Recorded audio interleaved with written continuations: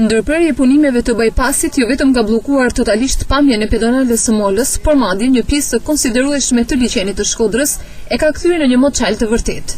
Një sipërfaqe e tërë e liçenit është zhmbuluar me mbeturina, plasmas apo shishe plastike, duke krijuar një situatë emergjente pasi tashmë dhe me rritjen e temperaturave, gjendja pritet të përkeqësohet akoma më shumë. E gjithë gjendja mirane e liçenit të Shkodrës, që është krijuar si rezultat i bypassit, reflektohet tërësisht tek pushtuesit shkodran, të cilët tashmë këtë bukurinë natyrore e cilësojnë si një kënet të harruar, e cila po zgjerohet dita ditës.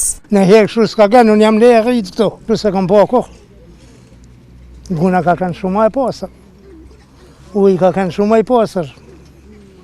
Unë zdi që kanë dash me bo me i këtë.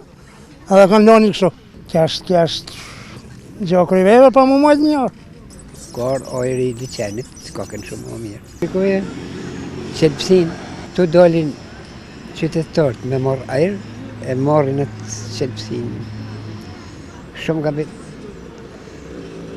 Duhet civilizua kja punë, por duhet ata organizmat. Ky aset i çmuar është lënë në harres duke shkaktuar një dëm zhvillimit të zonës, por edhe turizmit. Pa pastërti dhe ujërat e zeza që derdhen në liçenin e Shkodrës, po ndikojnë edhe në largimin dhe dëmtimin e resurseve peshkore. Ndërkohë nga ana tjetër, përballë kësaj situate nuk ka asnjë përpjekje dhe asnjë iniciativë për të bërë pastrimin e tij nga institucionet përgjegjëse.